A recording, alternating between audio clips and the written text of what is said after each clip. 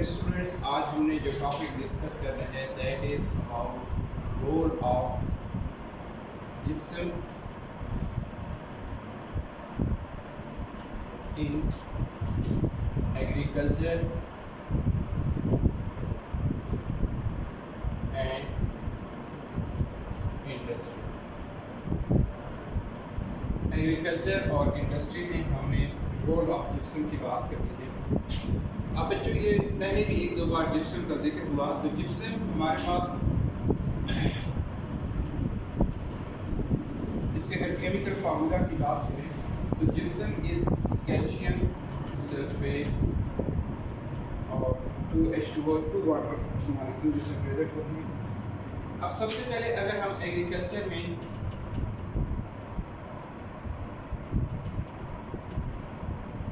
इसकी इम्पोर्टेंस की बात करें तो अब कहते हैं कि जो जिप्सम है ना, this is the important source of calcium and sulphur. Important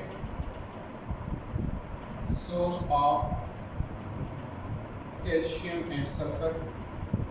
second में जो बात करता है कि in fertilizer gypsum supplies calcium to the soil for crop protection. तो डेफिनेटली जब इसको एज अ फर्टिलाइज़र के तौर पर यूज़ करेंगे तो ये सॉइल के अंदर किस चीज़ को प्रोवाइड करेंगे, कैल्शियम को। तो it is important for the increase in the production of a crop.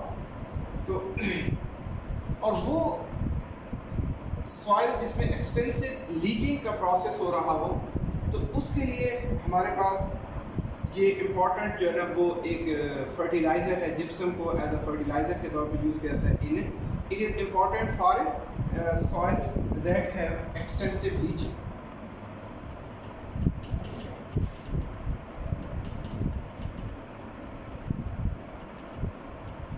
अब एक्सटेंसिव लीचिंग बच्चों क्या चीज़ है? लीचिंग का प्रोसेस क्या होता है कि आपके जो न्यूट्रिएंट्स हैं ना वो सॉइल की सरफेस पर प्रेजेंट होते हैं, मगर बहुत ज़्यादा डीप नहीं होते। तो प्लांट क्या करते हैं, अपने रूट्स के ज़रिए से उन न्यूट्रिएंट्स को एब्जॉर्ब कर लेते हैं।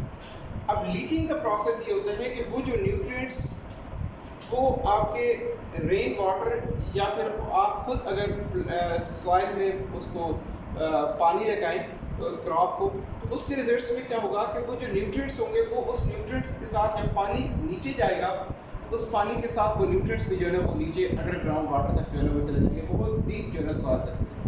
तो वहाँ से प्लांट्स के लिए उन न्यूट्रिएंट्स को एब्जॉर्ब करना जो है ना वो डिफ़िकल्ट हो जाता है। तो that process is known as extensive leaching. तो वो सॉइल जिसमें एक्सटेंसिव लीचिंग का प्रोसेस हो रहा हो उसमें हम क्या करते हैं, जिप्सम को ऐड कर देते हैं और gypsum will provide calcium for that soil. और नेक्स्ट वन जो है ना वो इसमें सल्फर जो आपके पास कहते हैं कि जो सल्फर प्रोवाइड करता है जिप्सम। तो sulphur is important component of proteins का ये एक इम्पॉर्टेंट कंपोनेंट है। नेक्स्ट वन कहते हैं कि जो सल्फर है ना ये क्लोरोफिल की development, sulphur influence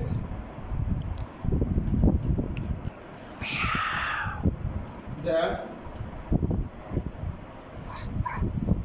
development of chlorophyll. अब क्लोरोफिल बच्चों क्या चीज़ है? वो जो प्लांट के अंदर वो एक कंपोनेंट जहाँ पर फोटोसिंथेसिस का प्रोसेस हो रहा होता है और प्लांट का जो ग्रीन कलर है वो भी क्लोरोफिल की वजह से होता है। तो ये सल्फर जो है ना उसको भी इन्फ्लुएंस करता है, उसकी डेवलपमेंट को भी। तो अब कहते हैं कि plants with deficiency of sulphur show pale green जो है ना वो कलर। तो sulphur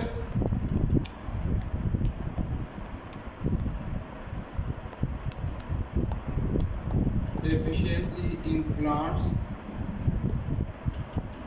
result the pale green color of पत्तों का कलर जो है ना वो पेल ग्रीन जो है ना वो हो जाता है। उसके बाद root system of the plant is generally enlarged by the application of sulfur. Sulfur is important important for the enlargement of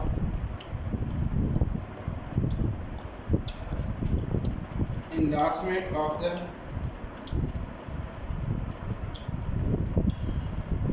root system of plants.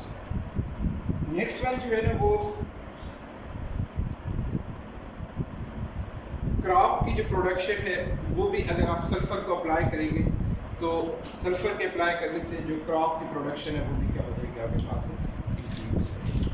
तो ये तो बच्चों आपके इस जिप्सम के रोल हो गया इन एग्रीकल्चर। अब नेक्स्ट हम इसका रोल देखते हैं जिप्सम का इन इंडस्ट्रीज। तो इंडस्ट्रीज में जब हम रोल ऑफ जिप्सम को देखते हैं तो उसमें हम देखते हैं कि एग्रीकल्चर के बाद इंडस्ट्री में क्या रोल है जी जिप्सम का। तो पहली जो बात है वो कि it is use for the manufacturing of plaster of Paris.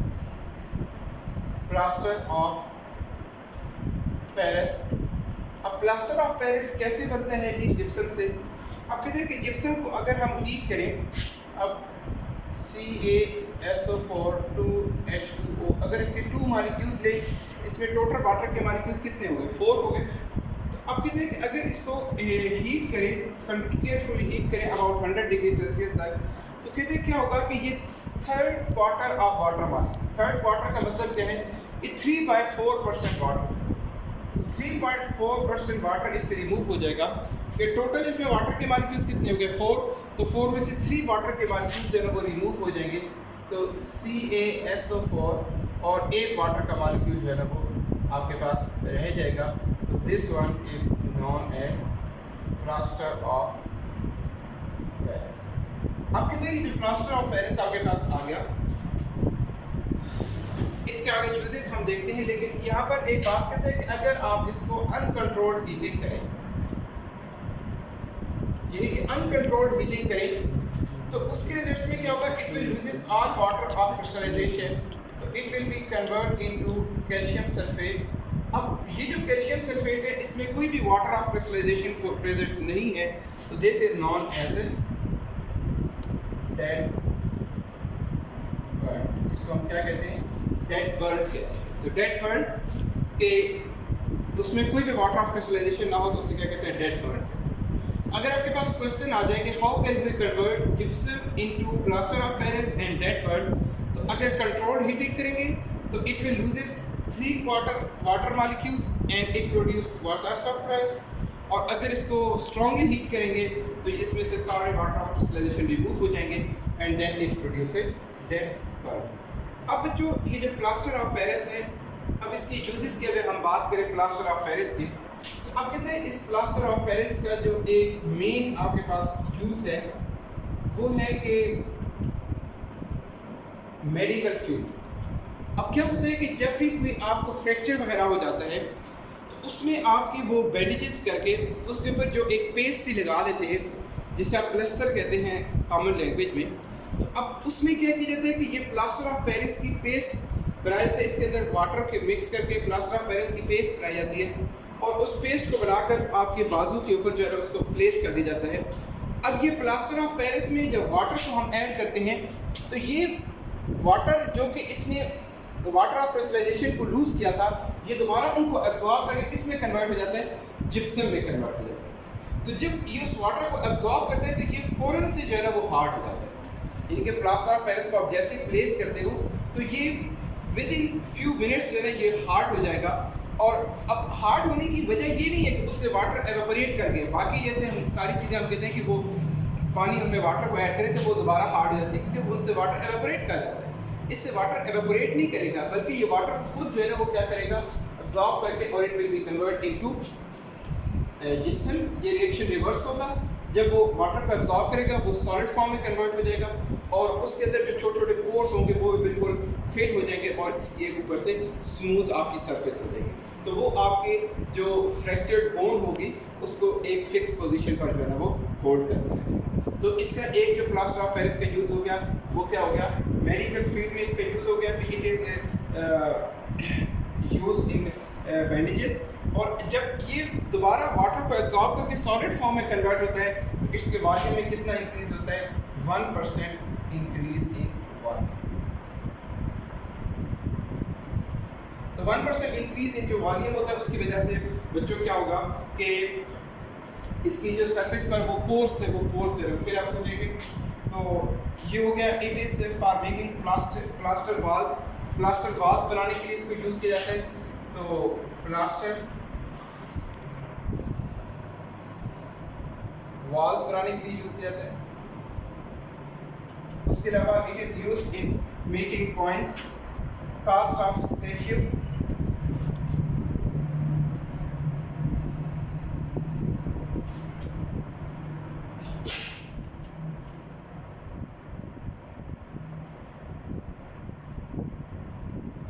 मुजस्मे वगैरह बनाए जाते हैं उनमें इसको यूज़ किया जाता है। Next one as a bandages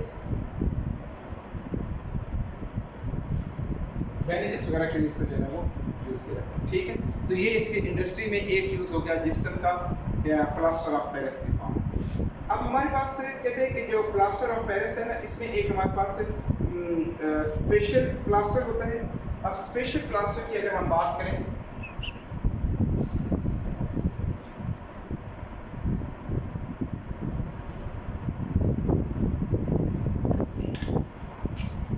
इसको बच्चों आप इस तरह से करें कि आप ये इसको प्लास्टर ऑफ पेरिस तक इसको हम आज वाइंड अप करते हैं। नेक्स्ट फिर इंशाल्लाह इसकी जो यूज़ है वो हम करते हैं। ओके स्टूडेंट्स, अल्लाह हाफिज़।